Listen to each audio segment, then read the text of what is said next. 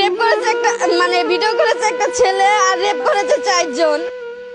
আমার লোকে ছাড়া হচ্ছে 5 জন নিয়ে আমার এনে রেপ করেছে। একজন একজন করে ভিডিও করছে। আমার পুরো জীবন আমার তেজনাট করে নিছে।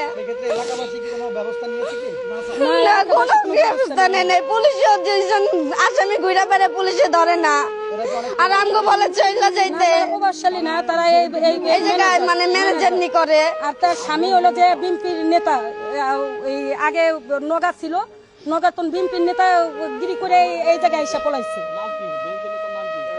মজিবর তার পরিবার জানে এবারে বাড়িটা একজন মহিলা আছে ফ্যামিলি, এই হ্যাঁ 2 ছেলে করছে এই কাজ, আবার এই মহিলাও জানে। ডিএনএ টেস্ট করছি, রিপোর্ট আছে আমাদের কাছে।